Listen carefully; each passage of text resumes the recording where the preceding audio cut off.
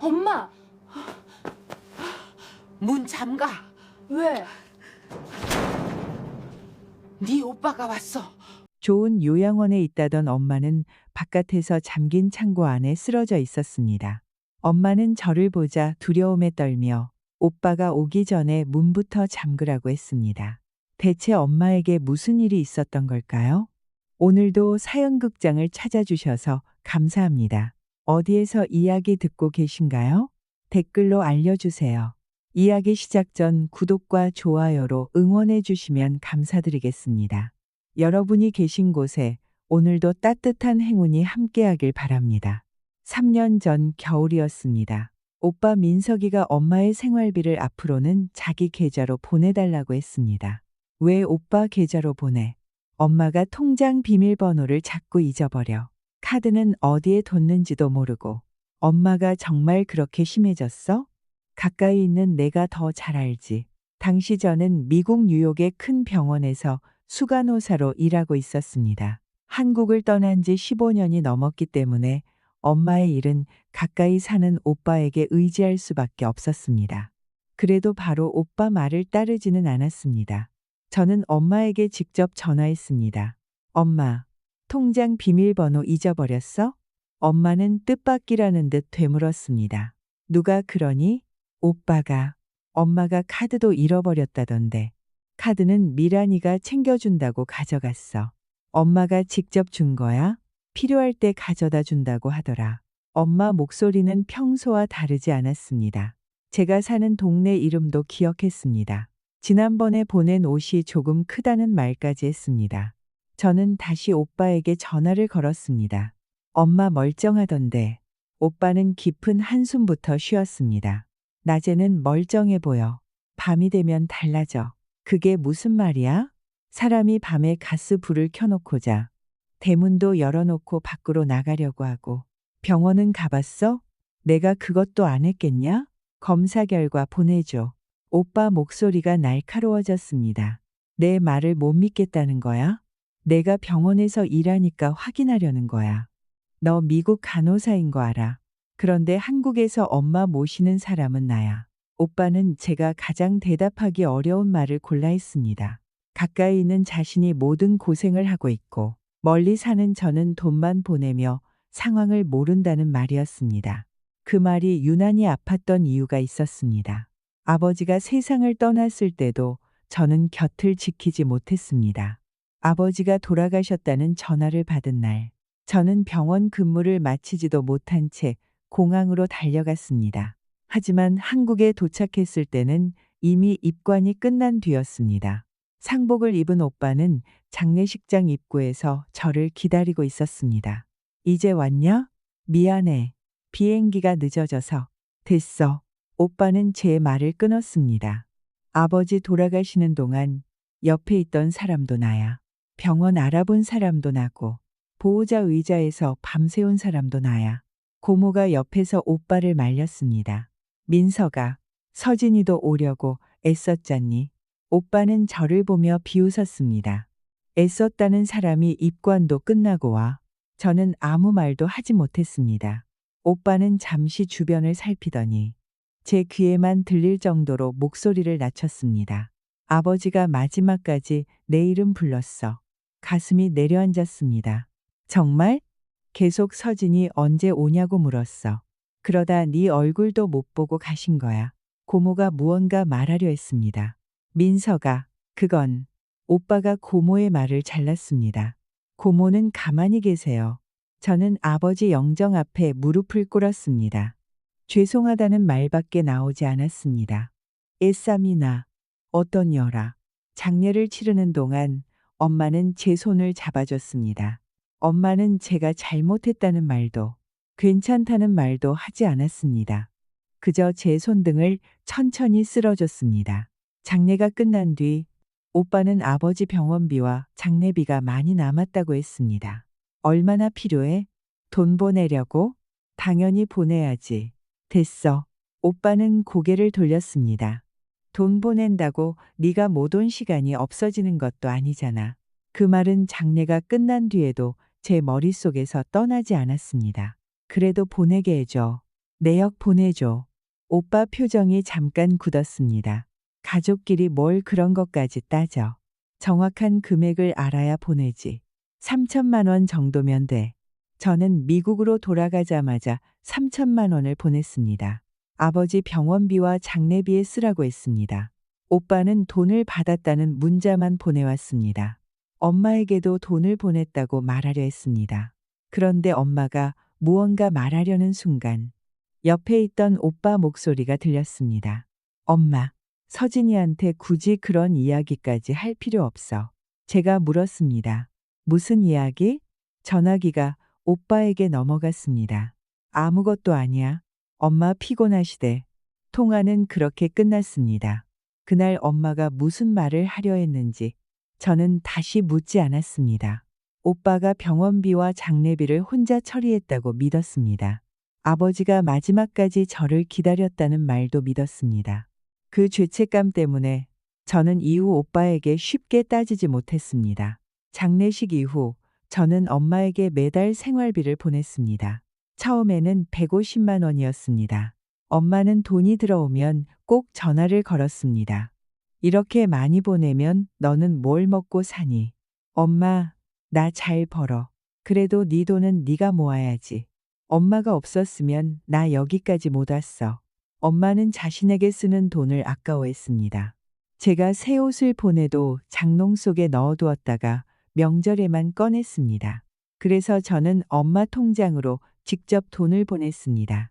그런데 어느 날부터 통장이 오빠 손으로 넘어갔습니다. 처음에는 카드 한 장 때문이었습니다. 미란이 제게 사진을 보냈습니다. 엄마 카드가 냉장고 안쪽 칸에 놓여 있는 사진이었습니다. 어머니가 카드를 냉장고에 넣어두셨어요. 이런 일이 계속돼서 저희가 대신 관리해야 할 것 같아요. 저는 사진을 오래 바라봤습니다.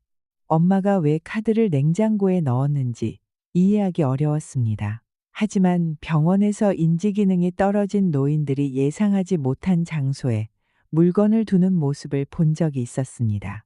사진까지 본 뒤에는 오빠 말을 완전히 의심하기 어려웠습니다. 앞으로 엄마 돈은 내가 관리할게. 오빠가 말했습니다. 병원비도 내가 먼저 내고 생활비도 필요한 만큼 드리고 통장 내역은 가끔 보내줘. 가족끼리 무슨 내역을 보내? 내가 엄마한테 쓰는 돈인데 확인은 해야지. 오빠가 다시 짜증을 냈습니다. 그러면 네가 한국 들어와서 모셔. 저는 또 물러섰습니다. 그 무렵 오빠 가구점 사정이 어려워졌습니다. 통화 중 전화기 너머에서 낯선 남자 목소리가 들린 적이 있었습니다. 윤 사장님, 이번 주까지 입금 안 되면 물건 전부 회수하겠습니다. 제가 물었습니다. 지금 가게야? 오빠는 급히 자리를 옮기는 듯 했습니다. 엄마 병원 다니느라 가게를 자꾸 비웠더니 거래처가 난리야. 사업 많이 어려워? 엄마만 아니었으면 이렇게까지 안 됐지. 오빠는 곧바로 말을 고쳤습니다. 엄마가 잘못했다는 뜻은 아니야.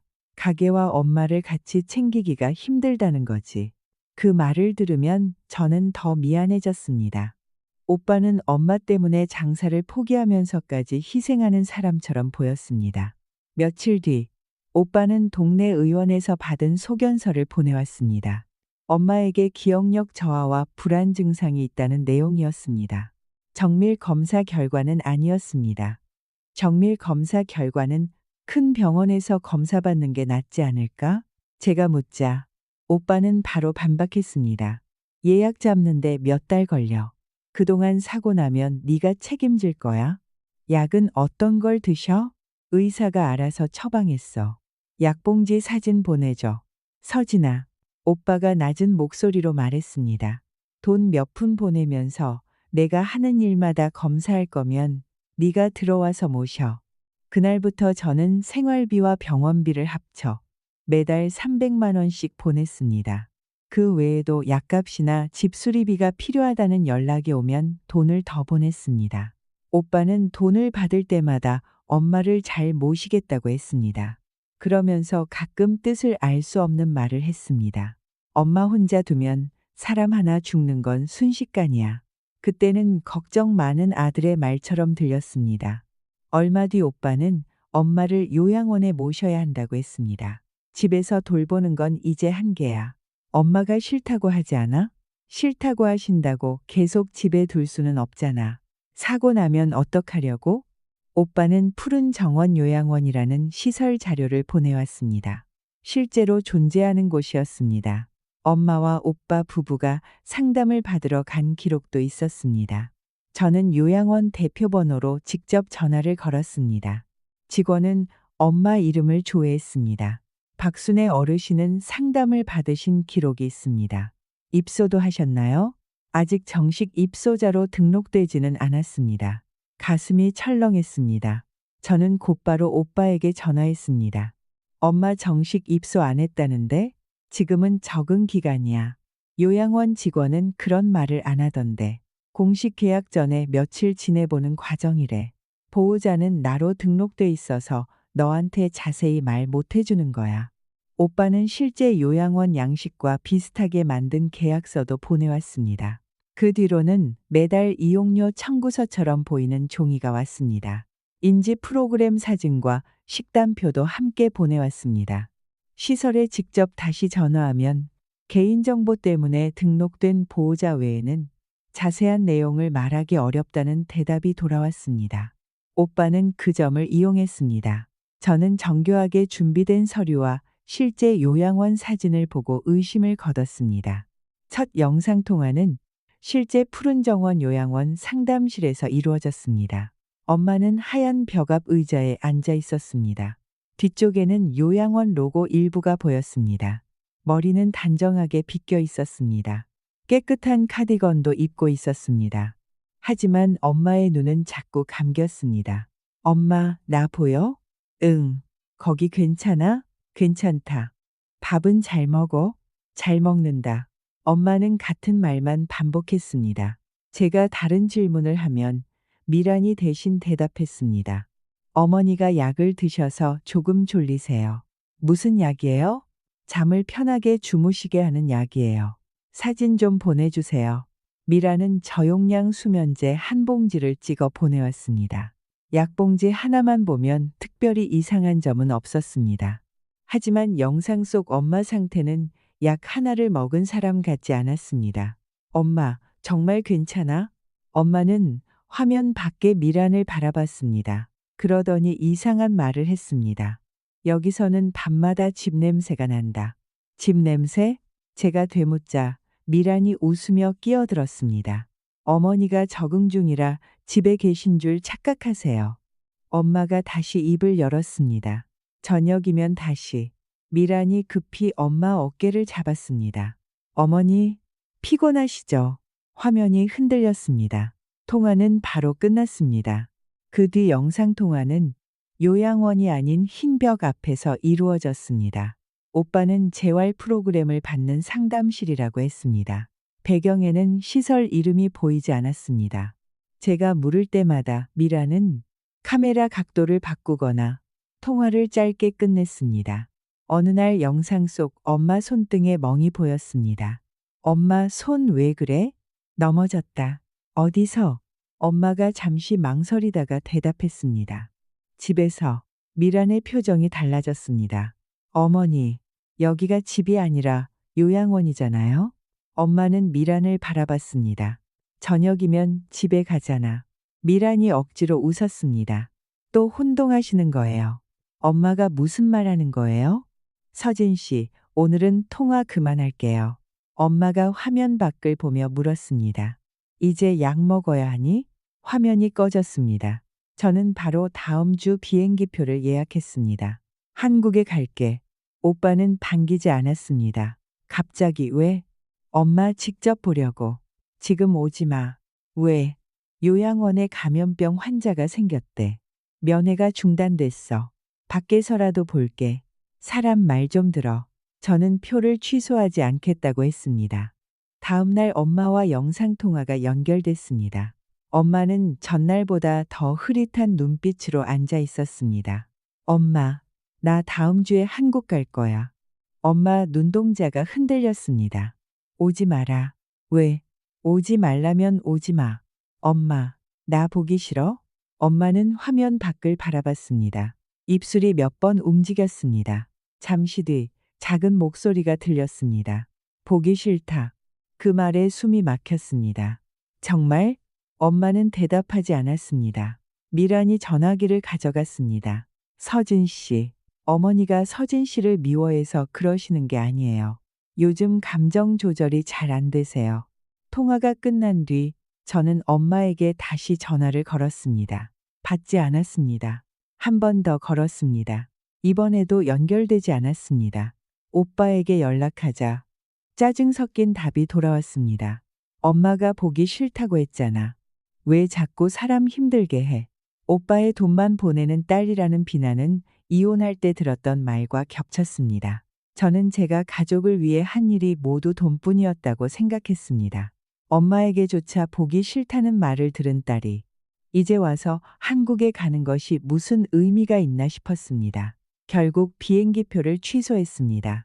나중에 확인한 엄마의 기록에는 그날 날짜 옆에 짧은 문장이 적혀 있었습니다. 서진 모똠. 그 아래에는 엄마가 먹은 약의 개수를 표시한 동그라미가 3개 그려져 있었습니다. 몇 달 뒤 다시 영상통화가 연결됐습니다. 엄마는 같은 흰 벽 앞에 앉아 있었습니다. 엄마, 나 보여? 엄마는 카메라를 한참 바라봤습니다. 그러다 갑자기 물었습니다. 이제 됐니? 미란 표정이 굳었습니다.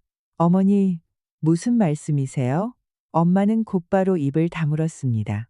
그날 저는 다시 비행기표를 끊었습니다. 이번에는 누구에게도 정확한 날짜를 말하지 않았습니다. 제가 한국에 도착한 것은 토요일 오후였습니다. 공항에서 미란에게 전화를 걸었습니다. 저 한국 왔어요. 전화기 너머가 잠시 조용해졌습니다. 지금요? 네. 왜 미리 말씀을 안 하셨어요? 엄마 보러 오는데 허락받아야 해요? 그런 뜻은 아니고요. 요양원 주소 보내주세요. 미라는 감기 환자가 생겨 면회가 어렵다고 했습니다. 주소만 보내주세요. 오늘은 안 돼요. 왜 안 돼요? 오빠하고 상의해보고 연락드릴게요. 미라는 전화를 끊었습니다. 저는 요양원으로 가지 않았습니다. 먼저 엄마 집으로 향했습니다. 골목에 들어서는 순간부터 이상했습니다. 담장 위화부는 모두 말라 있었습니다.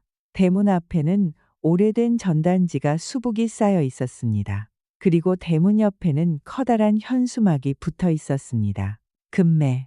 화살표는 분명 엄마 집을 가리키고 있었습니다. 저는 미란에게 다시 전화했습니다. 엄마 집이 왜 매물로 나왔어요? 미란은 질문에 대답하지 않았습니다. 서진 씨가 지금 어머니 집에 있어요? 집을 왜 팔아요? 요양원비가 많이 들잖아요. 내가 매달 300만 원씩 보내고 있잖아요. 그걸로 모든 게 해결되는 줄 아세요? 부족했으면 말했어야죠. 미란의 말투가 달라졌습니다. 저희가 어머니 때문에 얼마나 힘들었는지 모르시잖아요. 집을 파는 건 어머니도 동의하셨어요.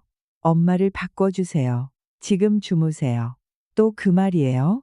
미라는 더 이상 대답하지 않았습니다. 저는 현수막에 적힌 부동산을 찾아갔습니다. 중개사는 집 주소를 듣자 바로 알아봤습니다. 그 집 따님이세요? 네. 계약금까지 받은 집인데 무슨 일 있으십니까? 계약금을 받았다고요? 아드님이 위임장을 가지고 오셨습니다. 집주인인 엄마가 직접 오지는 않았어요? 몸이 편찮으시다고 했습니다. 위임장 보여주실 수 있어요? 중개사는 고개를 저었습니다. 계약 당사자가 아닌 분께 서류를 보여드릴 수는 없습니다. 제가 집주인의 딸이에요. 가족끼리 먼저 정리하고 다시 오십시오. 엄마가 동의하지 않은 계약일 수도 있어요. 중개사 얼굴에도 불안이 번졌습니다. 아드님은 인감도장과 신분증 사본까지 갖춰오셨습니다. 열흘 뒤 잔금을 받기로 했고요. 엄마는 몇 년 전 오빠의 담보대출을 도와주며 인감도장과 신분증을 맡긴 적이 있었습니다. 오빠는 그 물건들을 돌려주지 않고 보관하고 있었습니다. 그 사실은 나중에야 알았습니다. 부동산을 나서자 오빠에게서 전화가 왔습니다. 네가 왜 부동산까지 찾아가? 엄마 집을 왜 팔아? 엄마 요양원비 때문에. 내가 3년 동안 보낸 돈은? 그 돈으로 부족해. 부족했으면 말했어야지. 너는 돈 좀 보냈다고 모든 걸 결정할 수 있는 줄 알아? 오빠 목소리가 점점 커졌습니다. 나는 가게까지 포기하면서 엄마를 모셨어. 미란이도 자기 엄마 아닌 사람 기저귀를 갈았고 그 고생한 값은 누가 알아줘? 그래서 엄마 집을 팔아도 된다는 거야? 오빠는 잠시 침묵했습니다. 그러다 낮게 말했습니다. 원래 그 집은 내가 받을 집이야. 엄마가 아직 살아있어. 상속은 나중 문제고. 지금은 엄마를 위해 쓰는 거야. 엄마가 정말 동의했어? 서류까지 있는데 뭘 더 확인하려고 해? 엄마 목소리로 직접 듣고 싶어. 오빠가 헛웃음을 쳤습니다. 괜히 가족 의심하지 말고 미국으로 돌아가. 엄마도 너 보고 싶어 하지 않아. 그걸 오빠가 어떻게 알아? 엄마가 직접 말했잖아. 전화가 끊겼습니다. 그때 옆집 대문이 열렸습니다. 엄마와 오랫동안 알고 지낸 복자 아줌마였습니다. 서진이 아니냐? 아줌마. 복자 아줌마는 저를 보자 엄마 집부터 바라봤습니다. 네 엄마는 요양원에 계신다면서요. 요양원. 아줌마 눈빛이 흔들렸습니다. 왜 그러세요? 복자 아줌마는 주변을 살핀 뒤 목소리를 낮췄습니다. 내 엄마가 요양원에 있다면 지난밤 이 집 뒤쪽에서 내 이름을 부른 사람은 누구였을까? 심장이 빠르게 뛰었습니다. 엄마를 보셨어요? 얼굴은 못 봤어. 창고 쪽 작은 창문에서 소리가 났다. 신고는 안 하셨어요? 했어. 처음에는 뒷집에서 노인 목소리가 난다고 익명으로 신고했지. 경찰도 한 번 왔다. 그런데 그날은 내 오빠가 어머니를 안방으로 옮겨놓고 멀쩡히 돌보는 척했어. 경찰이 돌아간 뒤 다시 창고로 데려간 것 같아. 복자 아줌마는 고개를 숙였습니다.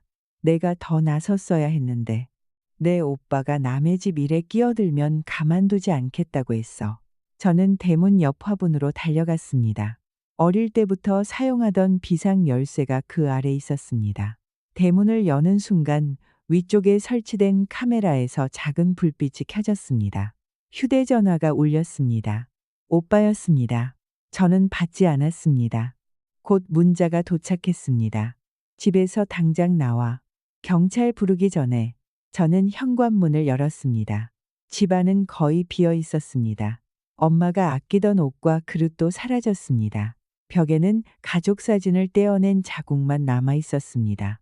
안방 바닥에는 제가 미국에서 보내준 엄마의 머리핀이 떨어져 있었습니다.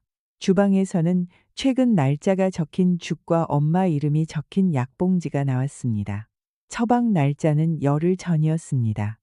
요양원에 있는 사람의 약이 왜 빈집에 있는지 설명할 수 없었습니다. 대문 밖에서 자동차가 멈추는 소리가 들렸습니다. 차 문이 닫혔습니다. 그때 집 뒤쪽에서 작은 소리가 났습니다. 사각, 사각. 무언가 문을 긁는 소리였습니다. 저는 뒤쪽 복도로 달려갔습니다. 창고 앞에는 엄마가 시장에 갈 때마다 신던 갈색 구두 한 짝이 떨어져 있었습니다. 문에는 바깥쪽에서 자물쇠가 채워져 있었습니다. 엄마? 저는 문에 귀를 댔습니다. 안에서 희미한 목소리가 들렸습니다. 물. 마당 한쪽에 있던 쇠막대를 들어 자물쇠를 내리쳤습니다. 한 번, 두 번.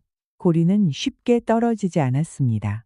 대문 밖에서 오빠 목소리가 들렸습니다. 서진아, 문 열어. 저는 자물쇠를 다시 내리쳤습니다.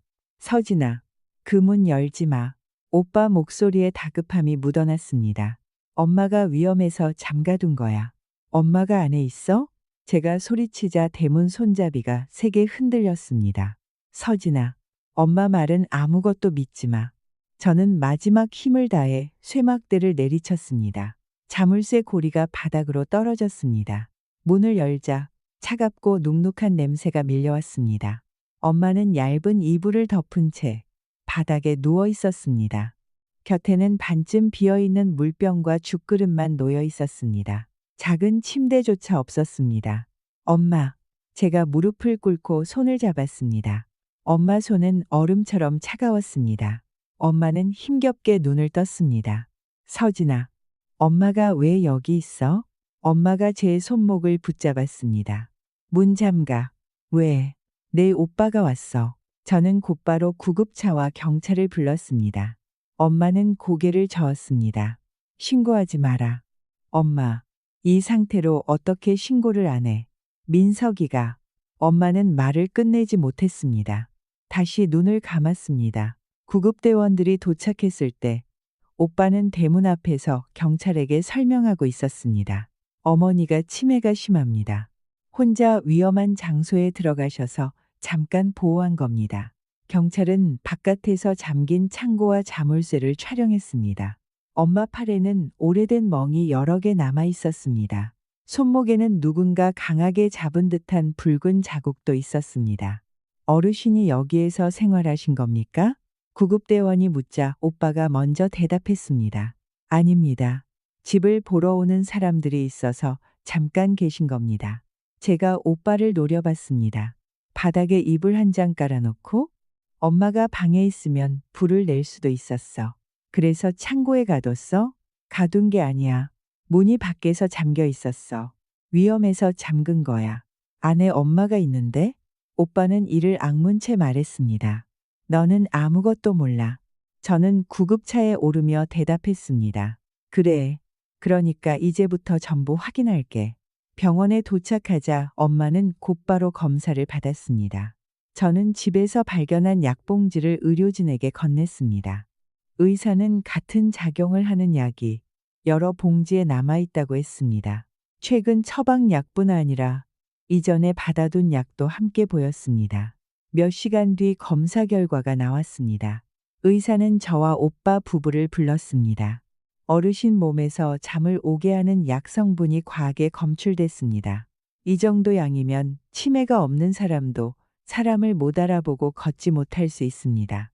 오빠가 곧바로 말했습니다. 어머니가 몰래 약을 더 드신 것 같습니다. 의사가 물었습니다. 약은 누가 관리했습니까? 미란이 대답했습니다. 제가 챙겼어요. 어르신이 혼자 약을 꺼낼 수 있었습니까? 가끔은요. 제가 말했습니다. 창고 안에는 약이 없었습니다. 약봉지는 모두 주방에 있었어요. 미란이 말을 바꿨습니다. 전에 몰래 드셨을 수도 있죠. 약은 미란 씨가 관리했다면서요. 제가 하루 종일 붙어 있을 수는 없잖아요. 엄마는 창고에 갇혀 있었어요. 미란은 물컵만 만지작거렸습니다. 의사는 엄마가 심한 탈수와 영양 부족 상태라고 했습니다. 며칠 식사를 거른 정도가 아닙니다. 상당 기간 충분한 돌봄을 받지 못한 것으로 보입니다. 오빠는 엄마가 원래 식사를 거부했다고 주장했습니다.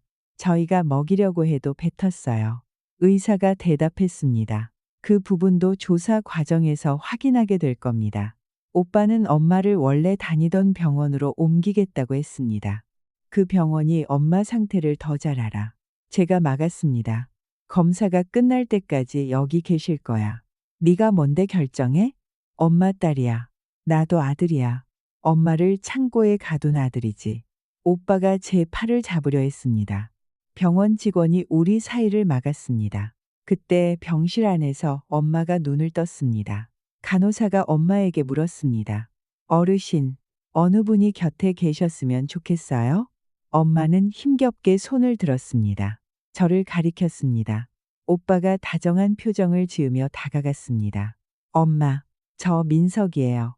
엄마 손이 떨렸습니다. 너는 나가라. 오빠가 멈춰 섰습니다. 엄마, 제가 아들이잖아요. 알아. 엄마는 오빠를 똑바로 바라봤습니다. 아니까 나가라고. 그날 밤 간호사가 엄마 옷에서 접힌 종이 한 장을 발견했습니다. 종이에는 날짜와 동그라미가 빼곡했습니다. 옆에는 짧은 글씨가 적혀 있었습니다. 파랑 둘, 하양 셋, 먹고 잠듦. 민석 왔다. 서진 못돔. 제가 종이를 들고 물었습니다. 엄마가 쓴 거야? 엄마는 천천히 고개를 끄덕였습니다. 왜 적었어? 엄마가 제 손을 잡았습니다. 내가 잊은 게 아니다.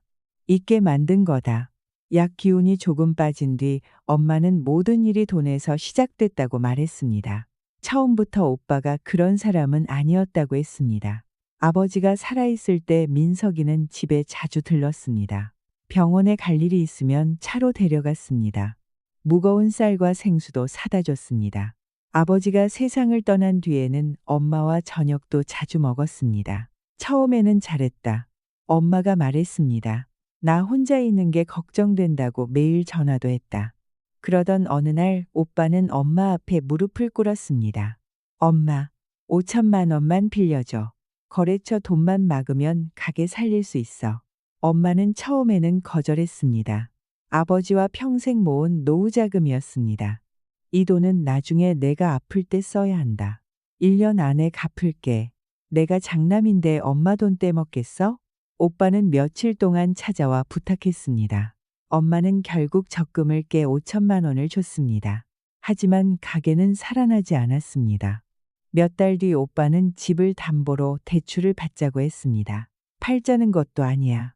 이자까지 내가 다 낼게. 이것만 막으면 다시 일어설 수 있어. 엄마는 아버지 영정 앞에서 우는 아들을 외면하지 못했습니다. 결국 1억 5천만 원의 담보대출에 동의했습니다. 그때 인감도장과 신분증도 오빠에게 맡겼습니다. 오빠는 대출 절차가 끝난 뒤에도 돌려주지 않았습니다. 빚은 줄지 않았습니다. 이자는 계속 밀렸습니다. 거래처 사람들이 엄마 집까지 찾아왔습니다. 윤민석 사장 어디 있습니까? 이번 주까지 돈 안 갚으면 물건부터 가져가겠습니다. 엄마는 그제야 오빠 사업이 자신이 들은 것보다 훨씬 심각하다는 사실을 알았습니다. 오빠는 집을 팔아 빚을 정리하자고 했습니다. 엄마는 거절했습니다. 이 집은 네 아버지하고 내가 만든 집이다. 내가 죽기 전에는 안 판다. 그날부터 오빠의 태도가 달라졌습니다. 엄마는 집 한 채 갖고 편하게 살면서 아들 망하는 건 상관없어? 싫다. 나는 여기서 죽을 거다. 미란도 처음에는 부드럽게 설득했습니다. 어머니, 민석 씨 가게만 살리면 저희가 더 잘 모실게요. 나중에는 더 좋은 아파트도 사드리고요. 나한테 좋은 집은 여기다. 나는 이 집을 안 판다. 그 뒤부터 미라는 엄마가 잠을 잘 못 잔다며 약을 가져왔습니다.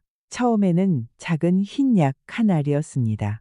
엄마는 약을 먹으면 아침까지 깊이 잠들었습니다. 며칠 뒤에는 파란 약이 추가됐습니다. 그 약을 먹은 날에는 낮까지 정신을 차리기 어려웠습니다. 이 약은 안 먹겠다. 엄마가 거부하자 미라는 웃으며 말했습니다. 어머니가 안 주무시면 저희도 못 자요. 민석 씨도 가게에 가야 하잖아요. 엄마가 약을 몰래 뱉은 날이 있었습니다. 그날은 정신이 또렷했습니다. 방문 밖에서 오빠 부부의 대화도 들렸습니다. 어머니가 집을 안 판다고 버티잖아. 약 먹은 날은 아무것도 기억 못 하던데. 서류 준비할 때만 조용히 있으면 돼. 엄마는 자신이 치매가 아닐 수도 있다고 생각했습니다.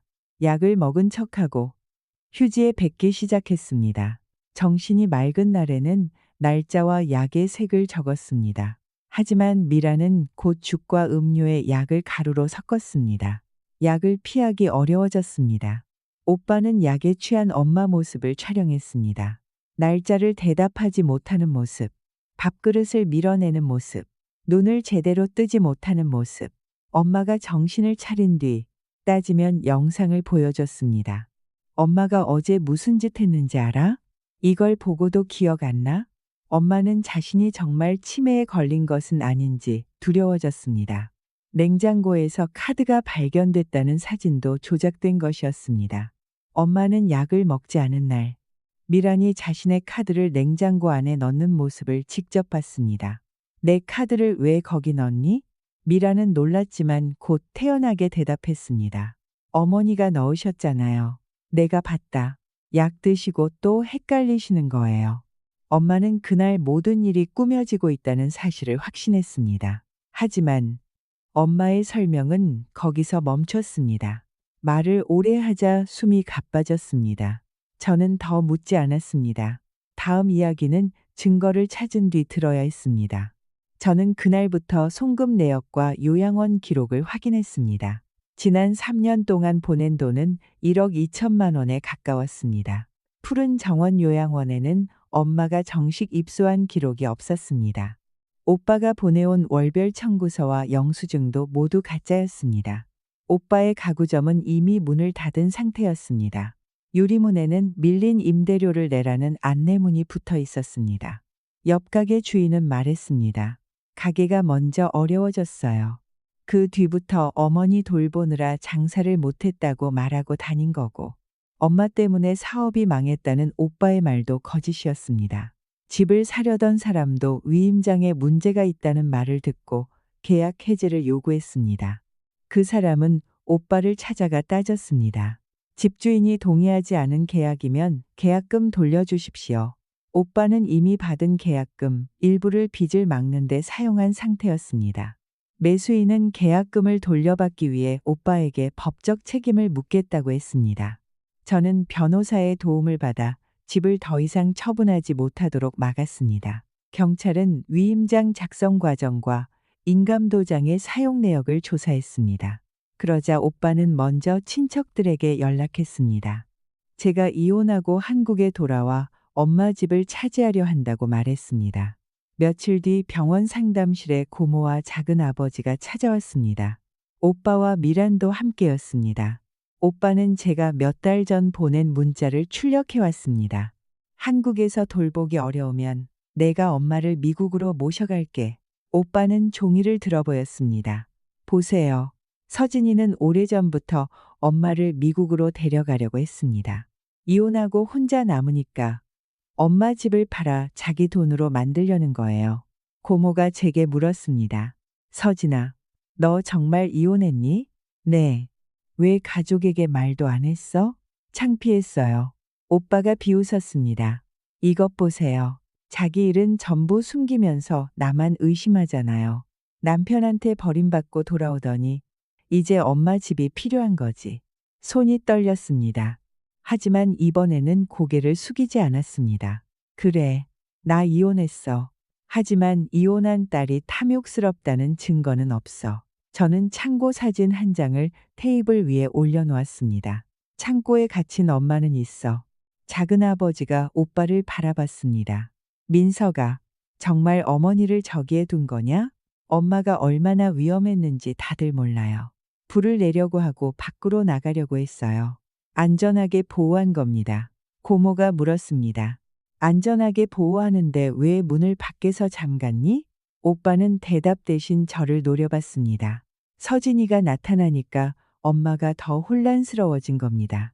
상담실 문 쪽에서 엄마 목소리가 들렸습니다. 내가 혼란스러운 게 아니다. 간호사의 부축을 받은 엄마가 서 있었습니다. 오빠가 자리에서 일어났습니다. 엄마, 왜 나왔어요? 엄마는 오빠를 바라보며 천천히 말했습니다. 내 집을 노리는 사람은 서진이가 아니다. 내가 집을 안 준다고 나를 재운 네가 그 사람이다. 상담실 안이 조용해졌습니다. 엄마는 의자에 앉아 고모와 작은아버지를 바라봤습니다. 서진이는 돈을 보냈다. 민석이는 그 돈을 썼다. 그런데 왜 돈 보낸 딸이 내 집을 노리는 사람이 되고 내 집을 팔려던 아들이 나를 지킨 사람이 되니? 고모는 아무 대답도 하지 못했습니다. 그날 오후 병원 사회복지사가 저를 따로 불렀습니다. 오빠가 몇 달 전부터 자신을 엄마의 성년후견인으로 정해달라는 신청을 준비하고 있었다고 했습니다. 엄마가 스스로 재산과 생활을 관리할 능력을 잃었으니 아들이 대신 결정하게 해달라는 내용이었습니다. 오빠는 여러 자료를 모아두었습니다. 엄마가 약에 취해 날짜를 대답하지 못하는 영상, 밥그릇을 밀어내는 모습, 가스불을 켜놓았다는 진술, 최 원장이 작성한 소견서, 집 매매를 위한 위임장. 오빠는 단순히 집을 한번 팔려던 것이 아니었습니다. 엄마가 살아있는 동안 모든 결정권을 가져갈 준비를 하고 있었습니다. 엄마는 병실에서 제게 말했습니다. 내 아버지 양복을 찾아라. 양복? 검은 양복. 안주머니에 전화기가 있다.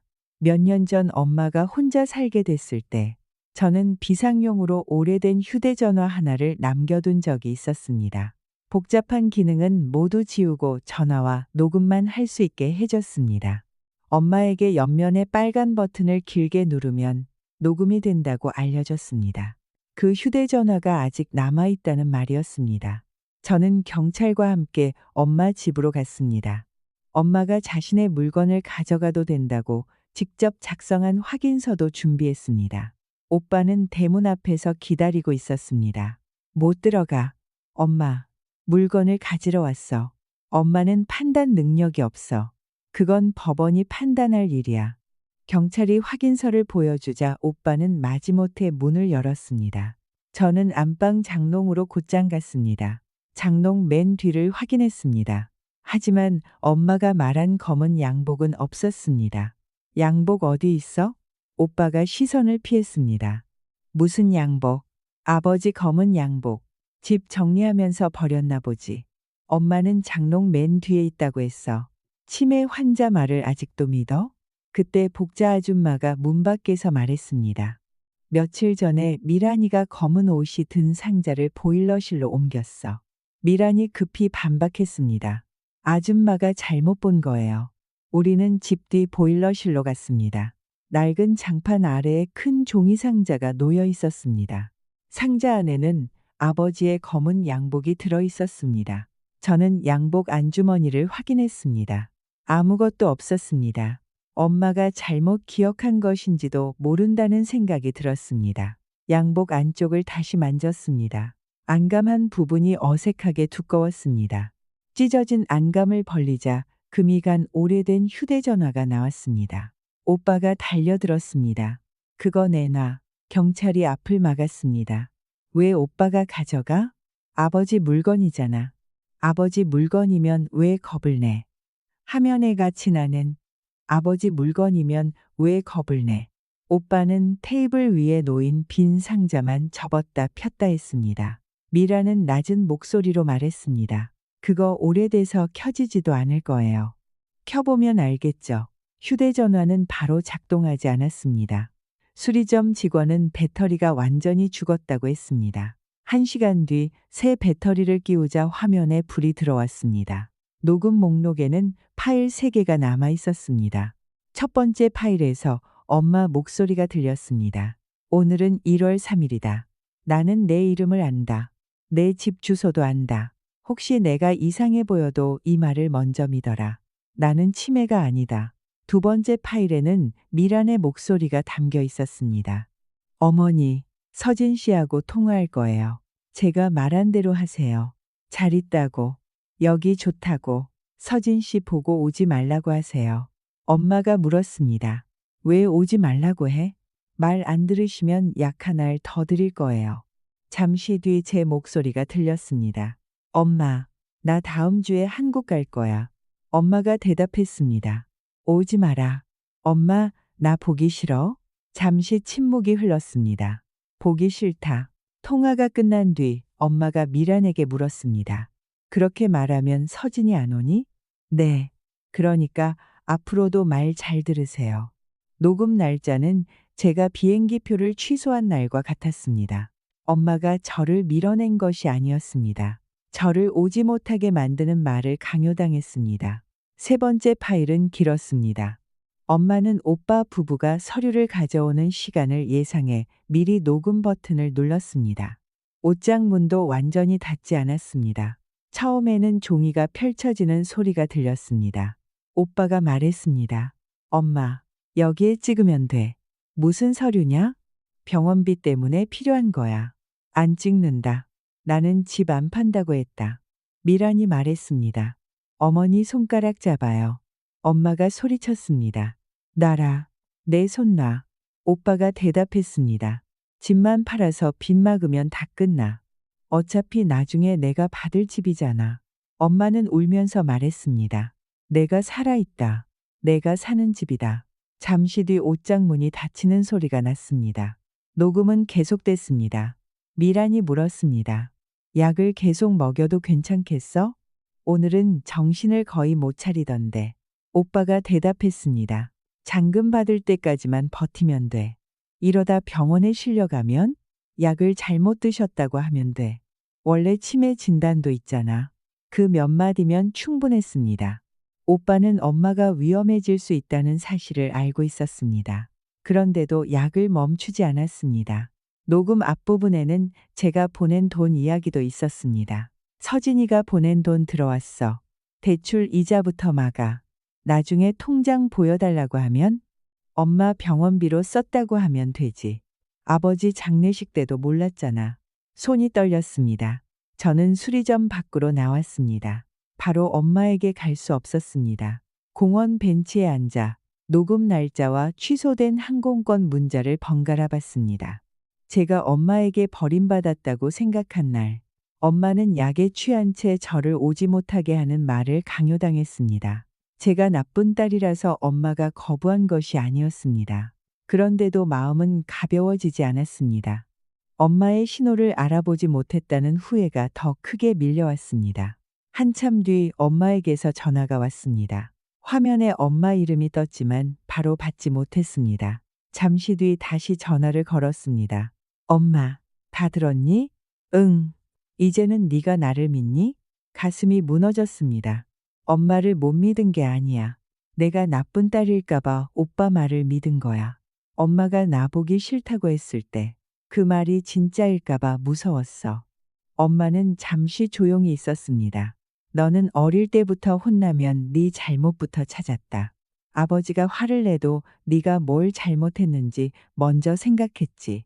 민석이는 그걸 알았다. 나도 알면서 막지 못했다. 그날 복자 아줌마가 병원에 찾아왔습니다. 아이피리스. 아줌마는 오래된 비닐봉지 하나를 내밀었습니다. 안에는 아버지 장례식 영수증과 엄마의 적금 해지 내역, 한 번 찢겼다가 다시 붙인 편지가 들어 있었습니다. 이건 왜 아줌마가 가지고 있어요? 내 엄마가 오래전에 맡겼다. 혹시 자기가 잘못되면 너한테 주라고. 편지에는 장례식 직후 날짜가 적혀 있었습니다. 서진아, 네가 보낸 돈은 민석이가 가게에 썼다. 아버지 장례는 내 적금으로 치렀다. 지금 말하면 너희 남매가 원수가 될까 겁난다. 민석이가 장사가 나아지면 갚는다고 했다. 저는 편지를 들고 엄마 병실로 갔습니다. 이 편지 왜 안 보냈어? 엄마는 고개를 숙였습니다. 미란이가 우편함에서 가져갔다. 내가 다시 찾아 복자한테 맡겼다. 그런데 왜 나한테 직접 말하지 않았어? 겁이 났다. 뭐가? 아들은 망해가고 딸은 지구 반대편에 있는데. 엄마 목소리도 높아졌습니다. 내가 입을 열면 너희 둘 다 잃을 것 같았다. 저도 참았던 감정이 터졌습니다. 그래서 나한테 거짓말했어? 오빠가 아버지 마지막까지 나를 찾았다고 했어. 엄마는 옆에서 다 듣고도 말하지 않았잖아. 엄마 눈에 눈물이 고였습니다. 내 아버지가 마지막에 내 이름을 부른 건 맞다. 하지만 민석이가 말한 것처럼 너만 기다리다 돌아가신 건 아니다. 아버지는 네가 늦게 와도 울지 말라고 했다. 너는 네 자리에서 할 일을 하고 있는 거라고 했다. 저는 처음 듣는 말이었습니다. 왜 그걸 이제 말해? 네가 장례식장에서 무너지는 걸 봤다. 그때라도 말했어야 했는데. 민석이하고 싸움이 날까봐. 민석이가 돈을 갚을 거라고 믿어서.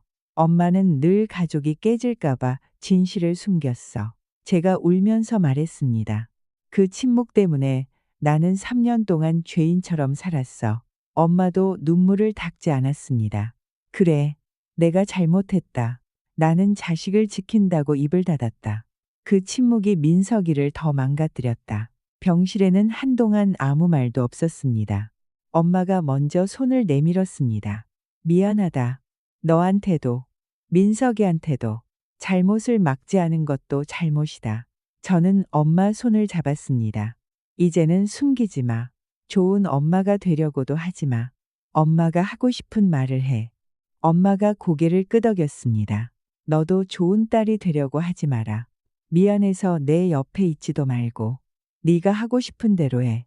그날 밤 우리는 더 이상 사건 이야기를 하지 않았습니다. 엄마는 병원에서 나온 미음이 맛없다고 투덜거렸습니다. 저는 엄마가 좋아하던 호박죽을 사다 줬습니다. 엄마는 3숟갈을 먹고 배부르다고 했습니다. 저는 한 숟갈만 더 먹으라고 했습니다. 평범한 대화를 나누는 동안 우리는 처음으로 서로에게 무언가를 갚으려 하지 않았습니다.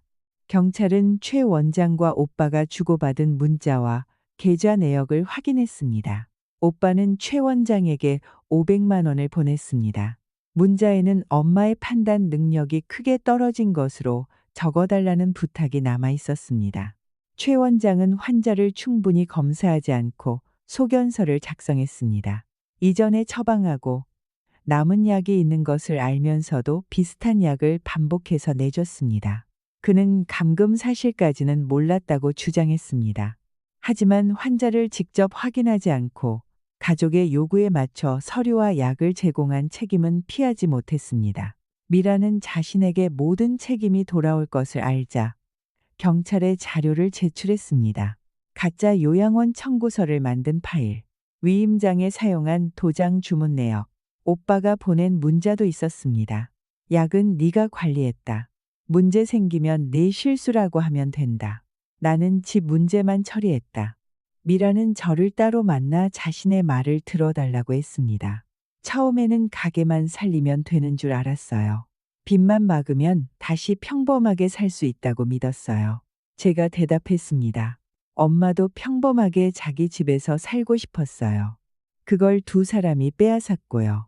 저는 어머니를 죽이려고 한 게 아니에요. 처음에는 처방받은 약이니까 괜찮은 줄 알았어요. 나중에는 위험한 걸 알았잖아요. 미라는 대답하지 못했습니다.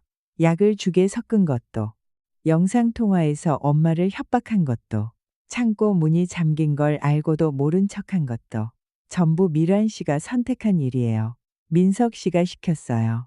시키면 멈출 수도 있었어요. 그런데 안 멈췄죠. 미라는 자신이 자료를 제출했으니 처벌을 줄여달라고 부탁했습니다. 그건 제가 결정할 일이 아니에요. 자료를 준 사실도 말할 겁니다. 하지만 한 일도 전부 말할 거예요. 미란이 카페를 나가려는 순간 밖에서 기다리던 오빠가 들어왔습니다. 너 지금 뭐 하는 거야? 미라는 오빠를 보자 물러서지 않았습니다. 당신이 나한테 다 뒤집어 씌우려고 했잖아. 네가 약을 관리한 건 사실이잖아. 도장 만든 건 당신이야. 어머니 손잡고 지장 찍게 한 것도 당신이고. 오빠가 저를 바라봤습니다. 서진아, 미란이 말만 믿지 마. 약을 더 먹이자고 한 건 미란이야. 미란도 소리쳤습니다. 창고에 넣자고 한 건 당신이잖아. 두 사람은 많은 사람이 보는 앞에서 서로의 죄를 떠넘겼습니다. 하지만 누구도 엄마에게 미안하다는 말은 하지 않았습니다. 그만해. 두 사람은 제 말을 듣지 않았습니다. 제가 테이블을 짚고 일어났습니다. 그만하라고. 카페 안이 조용해졌습니다. 누가 먼저 시작했는지는 경찰이 확인할 거야. 둘 다 엄마를 속였고, 엄마 돈을 썼고, 엄마를 창고에 가뒀어. 오빠가 목소리를 낮췄습니다. 나는 가게만 살리려고 했어. 가게가 살아났으면 다 돌려놨어. 장례비도, 엄마 적금도, 집 담보도. 오빠는 늘 나중에 돌려놓겠다고 했어. 그런데 그 나중이 올 때까지 엄마가 살아있어야 하잖아. 오빠 손이 테이블 위에서 멈췄습니다. 엄마 몸에서 약 성분이 빠진 뒤 정식 인지검사가 진행됐습니다. 엄마에게는 나이에 따른 가벼운 건망증이 있었습니다. 하지만 자신의 생활과 재산을 결정하지 못할 정도의 치매는 아니었습니다. 날짜와 주소를 정확히 기억했습니다. 통장에 남은 돈과 집에 잡힌 빚도 알고 있었습니다. 오빠가 신청한 성년후견 개시 심판을 앞둔 날, 엄마가 갑자기 말했습니다. 법원에 안 가면 안 되겠니? 안 가도 돼. 저는 바로 대답했습니다. 검사 결과도 있고 녹음도 있어. 변호사가 설명할 수도 있대. 엄마는 창밖을 바라봤습니다. 내가 법원에 가서 민석이를 보고 말하면 내 손으로 아들을 벌 주는 것 같아서. 엄마가 오빠를 벌 주는 게 아니야. 오빠가 한 일이 오빠를 벌 주는 거야. 그래도 나는 엄마다. 엄마 목소리가 작아졌습니다. 사람들이 늙은 엄마가 아들을 감옥에 보냈다고 할까봐 겁난다. 저는 엄마 손을 잡았습니다. 그럼 가지 마. 엄마가 저를 바라봤습니다. 정말? 이번에는 엄마가 정해. 내가 엄마를 구했다는 이유로 엄마 대신 결정하지 않을 거야. 집도, 법원도, 용서도 엄마가 정해. 그날 오후 고모가 병실로 찾아왔습니다. 고모는 엄마 앞에 앉아 한동안 말을 꺼내지 못했습니다. 언니, 엄마는 창밖만 바라봤습니다. 미안해. 고모 눈에 눈물이 맺혔습니다. 나는 민석이가 어머니 모시느라 힘든 줄만 알았어. 남자가 엄마를 모시면 얼마나 힘들까. 며느리가 시어머니를 돌보면 얼마나 고생일까. 그 생각만 했어. 고모는 제 쪽을 바라봤습니다. 서진이가 외국에 있다는 이유로 너무 쉽게 의심했고, 민석이는 아들이라는 이유로 너무 쉽게 믿었다. 엄마가 물었습니다. 네, 오빠 마지막 말도 들었니? 저는 고모를 바라봤습니다. 고모가 고개를 끄덕였습니다. 오빠는 서진이가 늦어도 울지 말라고 했어. 멀리서 자기 할 일을 하고 있으니 죄책감 갖게 하지 말라고. 민석이가 장례식장에서 다르게 말했을 때 고모는 손을 꽉 쥐었습니다. 내가 바로잡았어야 했는데. 남매끼리 싸울까봐 입을 다물었어. 엄마가 쓴 웃음을 지었습니다. 우리 모두 가족이 깨질까봐 입을 닫았구나. 고모가 돌아간 뒤 엄마는 오랫동안 말이 없었습니다. 다음 날 아침, 엄마가 먼저 회색 재킷을 꺼냈습니다. 법원에 갈 거야? 엄마가 고개를 끄덕였습니다. 네가 가지 않아도 된다고 해서 가는 거다. 무슨 말이야? 이번에는 내가 정한 일이라는 걸 보여주려고. 엄마는 창고 앞에서 발견된 낡은 갈색 구두를 신었습니다. 엄마, 새 신발 신자. 이게 편하다. 뒤꿈치도 다 달았잖아. 엄마는 구두를 내려다봤습니다. 이걸 신고 가야 한다. 왜? 저 아이들이 나를 어디에 가뒀는지 잊지 않으려고. 법원 복도에는 오빠와 미란이 멀리 떨어져 앉아 있었습니다. 오빠는 엄마를 보자 자리에서 일어났습니다. 엄마. 엄마는 대답하지 않았습니다. 제가 잘못한 건 맞아요. 그래도 법원까지 올 일은 아니잖아요. 엄마가 오빠를 바라봤습니다. 나는 창고까지 갔다. 네가 법원에 오는 게 그렇게 억울하냐? 오빠는 입을 다물었습니다. 미란도 조심스럽게 다가왔습니다. 어머니, 저는 정말 어머니를 해치려고 한 게 아니에요. 엄마가 물었습니다. 그럼 나를 왜 재웠니? 잠을 못 주무시니까. 왜 창고에 넣었어? 그건 민석 씨가. 엄마는 미란의 말을 잘랐습니다. 네 남편은 내 탓을 하고 너는 네 남편 탓을 하는구나. 그런데 약은 둘이 같이 먹였지. 심판이 시작됐습니다. 그날 법원이 판단할 문제는 하나였습니다. 엄마가 스스로 자신의 생활과 재산을 결정할 수 있는지, 그리고 오빠를 성년후견인으로 정할 필요가 있는지였습니다. 오빠 쪽에서는 엄마가 날짜를 대답하지 못하는 영상을 제출했습니다. 영상 속 엄마는 눈을 반쯤 감고 있었습니다. 오빠가 물었습니다. 오늘이 며칠이에요? 엄마는 대답하지 못했습니다. 여기가 어디예요? 몰라. 미란의 목소리도 들렸습니다. 어머니가 밥도 거부하세요. 저희 없이는 아무것도 못하십니다. 오빠는 자신이 재산을 탐낸 적이 없다고 주장했습니다. 저는 어머니를 안전하게 모시려고 했습니다. 동생은 외국에 살면서 어머니 사정을 전혀 몰랐습니다. 이혼한 뒤 갑자기 한국에 나타나 어머니를 데려갔습니다. 저는 반박하려 했습니다. 하지만 엄마가 제 손등을 눌렀습니다. 잠시 뒤 엄마가 질문을 받았습니다. 성함을 말씀해 주시겠습니까? 박순애입니다. 현재 거주하는 집의 주소를 기억하십니까? 엄마는 번지까지 또박또박 말했습니다. 아드님을 알아보시겠습니까? 엄마가 오빠를 바라봤습니다. 내 아들 윤민석입니다. 오빠 얼굴에 잠시 안도감이 스쳤습니다. 엄마는 말을 이어갔습니다. 내 딸은 윤서진입니다. 미국 뉴욕의 병원에서 수간호사로 일했습니다. 3년 동안 내 생활비라고 매달 300만 원씩 보냈습니다. 법원에서는 오빠가 제출한 영상을 다시 보여줬습니다. 이 영상이 촬영된 날을 기억하십니까? 엄마는 화면을 바라봤습니다. 4월 18일입니다. 오빠가 고개를 들었습니다. 엄마는 작은 기록지를 펼쳤습니다. 그날 아침 파란 약 2알과 흰 약 3알을 먹었습니다. 점심부터 몸을 제대로 움직일 수 없었습니다. 민석이가 카메라를 들고 날짜를 물었습니다. 나는 대답하고 싶었지만 입이 움직이지 않았습니다. 집을 팔기로 동의하셨습니까? 아닙니다. 아들에게 매매를 맡긴 적은 있습니까? 없습니다. 위임장에 찍힌 지장은 어떻게 된 겁니까? 엄마는 자신의 엄지손가락을 내려다봤습니다. 약을 먹고 정신이 흐린 날이었습니다. 며느리가 손에 인주를 묻혔습니다.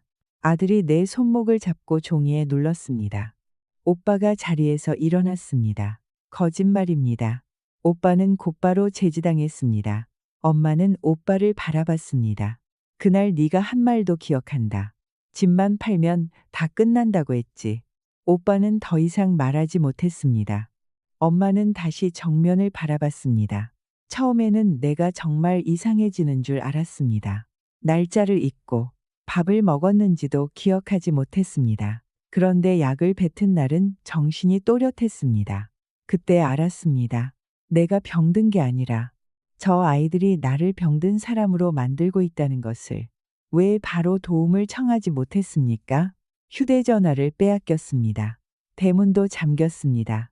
이웃에게 소리를 지르면 치매 노인이 난동을 부린다고 했습니다. 딸과 통화할 때는 며느리가 옆에서 듣고 있었습니다. 잘 있다고 말하지 않으면 약을 더 준다고 했습니다. 미라는 고개를 들지 못했습니다. 엄마는 오빠와 미란을 번갈아 바라봤습니다. 나는 자식에게 내 집을 줄 수도 있습니다. 하지만 빼앗기고 싶지는 않습니다. 내가 죽은 뒤 무엇을 남길지는 내가 정할 일입니다. 살아있는 나를 없는 사람으로 만들 권리는 누구에게도 없습니다. 병원의 검사 결과가 제출됐습니다. 약이 빠진 뒤 엄마의 판단력이 뚜렷하게 회복됐다는 내용이었습니다. 엄마의 약 기록과 녹음도 확인됐습니다. 법원은 엄마에게 성년 후견인이 필요하지 않다고 판단했습니다. 오빠가 엄마의 생활과 재산을 대신 결정하게 해달라는 신청은 받아들여지지 않았습니다. 법원 밖으로 나오자 오빠가 엄마 앞에 무릎을 꿇었습니다. 엄마, 한 번만 살려줘. 엄마는 걸음을 멈췄습니다. 뭘 살려달라는 거냐? 가게도 끝났고 집 계약까지 깨지면 내가 다 물어줘야 해. 집만 팔게 해줘. 빚 정리하고 나면 내가 잘못한 돈도 갚을게. 엄마가 조용히 물었습니다. 나를 창고에 넣을 때도 그 생각을 했니? 오빠는 대답하지 못했습니다. 집만 팔리면 다 끝난다고. 엄마, 내가 병원에 실려가도 약을 잘못 먹었다고 하면 된다고 했지? 오빠 입술이 떨렸습니다. 그건 화가 나서. 엄마는 바지자락을 잡은 오빠의 손을 떼어냈습니다.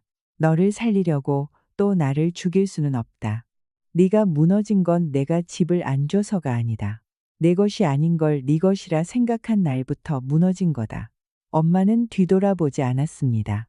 낡은 갈색 구두가 법원 계단에 닿았습니다. 한 걸음, 또 한 걸음. 창고에서 발견됐을 때는 혼자 서지도 못했던 사람이었습니다. 그날 엄마는 누구의 부축도 받지 않고 계단을 내려갔습니다. 성년후견 심판과 별도로 형사수사가 계속됐습니다. 오빠는 감금과 사문서 위조, 엄마와 제가 보낸 돈을 빼돌린 혐의로 실형을 선고받았습니다. 미란도 약물을 먹이고 감금을 도운 책임으로 실형을 받았습니다. 최 원장은 사실과 다른 소견서를 작성하고 약을 무책임하게 처방한 책임을 지게 됐습니다. 집을 사려던 사람은 위임장 위조 정황을 확인한 뒤 계약을 해제했습니다. 이미 지급한 계약금은 오빠에게 별도로 청구했습니다. 엄마 집의 매매는 중단됐습니다. 다만 엄마가 과거에 직접 동의했던 담보대출은 남아 있었습니다. 오빠 가게의 물건과 차량을 처분했습니다. 되찾을 수 있는 돈도 최대한 회수했습니다. 그래도 부족한 부분은 제가 엄마에게 빌려드렸습니다. 엄마는 가족끼리 무슨 차용증이냐는 제 말을 듣지 않았습니다. 가족일수록 돈은 분명해야 한다. 사랑한다고 남의 돈까지 자기 것이 되는 건 아니다. 엄마는 차용증에 직접 서명했습니다. 몇 달 뒤 교도소에서 오빠의 편지가 왔습니다. 엄마, 창고 안이 얼마나 추웠을지 이제야 생각했습니다. 내가 살겠다고 엄마를 사람으로 보지 않았습니다. 출소한 뒤 조금씩이라도 갚겠습니다. 용서해달라는 말은 아직 할 자격이 없습니다. 엄마는 편지를 2번 읽었습니다. 그리고 서랍에 넣었습니다. 답장할 거야? 아직은 아니다. 마음이 조금 달라졌어? 사람이 달라졌는지는 말이 아니라 오래 봐야 한다. 엄마는 서랍을 닫았습니다. 용서는 저 아이가 정말 달라진 뒤에 생각할 일이다. 지금은 내가 사는 일부터 해야지. 집으로 돌아온 날, 엄마는 대문 안으로 쉽게 들어가지 못했습니다. 마당 뒤편에 창고가 보였기 때문입니다. 문에는 자물쇠가 채워졌던 자국이 남아 있었습니다. 엄마, 다른 집으로 가도 돼. 이 집 팔고 작은 아파트를 사자. 엄마는 한동안 창고를 바라봤습니다. 그러다 고개를 저었습니다. 왜 내가 나가야 하니? 잘못한 사람이 나갔는데. 엄마는 창고 앞으로 걸어갔습니다. 문은 열려 있었습니다. 엄마는 혼자 창고 안으로 들어갔습니다. 제가 따라가려 하자 손을 들어 막았습니다. 잠깐만 혼자 있고 싶다. 엄마는 차가운 벽과 바닥을 천천히 바라봤습니다. 자신이 누웠던 자리에도 잠시 서 있었습니다. 잠시 뒤 엄마가 밖으로 나왔습니다. 이건 없애자. 창고를? 그래. 여기다 사람들이 같이 밥 먹는 곳을 만들고 싶다. 엄마는 거창한 시설을 만들겠다는 것이 아니었습니다. 혼자 사는 친구 두 사람에게 빈 방을 빌려주고 아프면 서로 문을 두드릴 수 있는 집을 만들고 싶다고 했습니다. 첫 번째 사람은 복자 아줌마였습니다. 복자 아줌마는 쉽게 들어오지 못했습니다. 내가 무슨 염치로 여기 살아. 그때 바로 구하지도 못했는데 엄마가 대답했습니다. 네가 바로 문을 열어주지 않은 건 서운했다. 복자 아줌마 눈에 눈물이 고였습니다. 엄마는 말을 이었습니다. 그래도 신고하려 했고 내가 준 약봉지도 버리지 않았다. 남은 날까지 서로 미안해하며 살 필요는 없지. 두 번째 사람은 병원에서 엄마와 같은 병실을 썼던 정희 할머니였습니다. 정희 할머니는 남편을 먼저 보내고 작은 원룸에서 혼자 살고 있었습니다. 엄마는 입원 중 정희 할머니와 몇 번 식사를 나눴습니다. 정희 할머니가 병원 밥을 혼자 먹기 싫다며 엄마 침대 옆으로 식판을 가져온 적도 있었습니다. 엄마가 집을 고치겠다고 했을 때 가장 먼저 떠올린 사람이 정희 할머니였습니다. 저는 지역 복지관과 상담했습니다. 계단에는 손잡이를 달았습니다. 욕실 바닥은 미끄럽지 않게 고쳤습니다. 각 방에는 비상벨을 설치했습니다. 현관과 방문은 안에서 누구나 쉽게 열 수 있도록 바꿨습니다. 누구도 바깥에서 사람을 가둘 수 없도록 했습니다. 창고를 허물던 날, 엄마는 마당 의자에 앉아 그 모습을 끝까지 지켜봤습니다. 낡은 문이 땅에 내려놓이자 엄마가 길게 숨을 내쉬었습니다. 안 봐도 되는데 제가 말하자 엄마는 고개를 저었습니다. 없어지는 걸 내 눈으로 봐야지. 창고가 있던 자리에는 햇빛이 들어오는 작은 유리방을 만들었습니다. 가운데에는 세 사람이 함께 앉을 수 있는 긴 식탁을 놓았습니다. 저는 뉴욕 병원에 사직 의사를 전했습니다. 한국의 병원에서 주 몇 회 일할 수 있는 자리를 알아봤습니다. 엄마 때문에 제 삶을 포기한 것은 아니었습니다. 저 역시 더 이상 죄책감을 피해 미국에 남고 싶지 않았습니다. 처음 세 사람이 함께 저녁을 먹기로 한 날이었습니다. 복자 아줌마와 정희 할머니는 유리방 식탁에 반찬을 차렸습니다. 국에서는 하얀 김이 올라왔습니다. 그런데 엄마가 보이지 않았습니다. 제가 자리에서 일어나려 하자 복자 아줌마가 먼저 말했습니다. 내가 가볼게. 복자 아줌마는 엄마 방문 앞에 섰습니다. 똑똑 문을 두드렸습니다. 순애야. 대답이 없었습니다. 복자 아줌마가 다시 문을 두드렸습니다. 순애야. 밥 식어. 잠시 뒤 안에서 발소리가 들렸습니다. 문이 천천히 열렸습니다.